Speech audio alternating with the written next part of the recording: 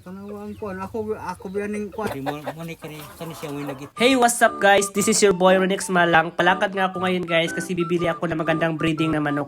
Nagbiyahe na nga ako guys at nagmumotor lang ako kasi medyo may kalayuan din kasi yung may-ari ng manok. Bali yung bilhan ko ng manok guys, kaibigan lang ng nanay ko. Nang mapuntahan ko na nga yung kaibigan ng nanay ko at sabi niya wala pala siyang available na manok kasi naibenta na niya. Kaya pinuntahan na lang namin yung kaibigan niya kasi sabi niya mas marami daw tong manok. Sabi din niya doon din siya bumili sa kanyang kaibigan. Naglalakad na nga kami patungo doon kasi medyo may kalayuan din kasi yung manukan niya. Bali meron din siyang bahay sa Patag pero yung mga manukan niya nasa bukid lang. Ay naglalakad na nga kami patungo doon at medyo distansya din talaga. Pwede sana mamotor pero sabi niya doon banda sa kanyang manukan medyo masikip talaga daw yung daan. Kaya sumama na lang din ako sa kanila. Dito na nga kami sa masikip na daan pero sa tingin ko parang kaya din naman yung pasukin ng motor. May nakita din nga ako magandang bahay dito. Dito nga banda yung manukan niya. Nandito na nga kami sa manukan niya at napakadami nga niyang manok. Meron siyang pangsabong na manok, Bisaya at iba pa.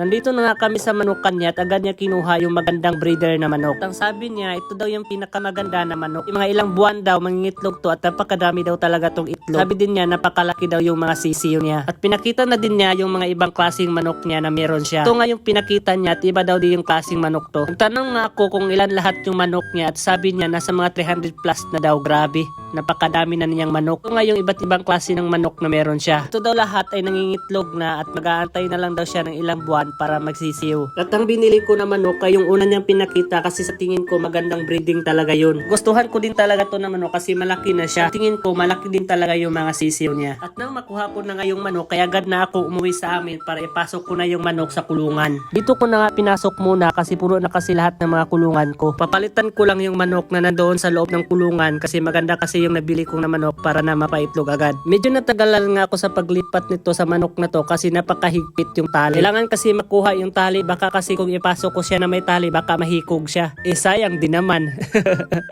Pero sa katagalan nakuha ko din yung tali niya. Kaya binuksan ko na yung kulungan ng manok kasi kukunin ko yung naunang manok para ipalit ko tong nabili kong manok. Grabe, napakadaming manok talaga.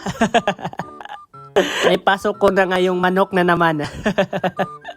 At nang pinasok ko nga yung manok na binili ko ay agad naman tong inupahan ng laki. Saktong-sakto talaga to para mangitlog agad yung manok ko. At nang makita ko nga ulit ay may balak na naman yung laki na uupahan ulit yung binili kong manok. Pero okay lang yan para mangitlog agad. Bumili talaga ako ng magandang breeding na manok kasi yung nauna ko na manok hindi maganda yung breeding niya. Ang liliit lang ng itlog tapos ang liliit din ng mga sisiw. Napakalugi pag ganung klaseng manok yung aalagaan mo kasi mahal na kasi yung feeds ngayon. Kaya bumili talaga ako ng magandang breeding na manok para din na mas mabilis yung pagdami ng mga manok ko. Para din na makakabawi ako sa mga ginastos ko ng mga feeds nila. Ganun talaga yun. Kailangan mo din maging wise ka. At yun lang po guys. Babu!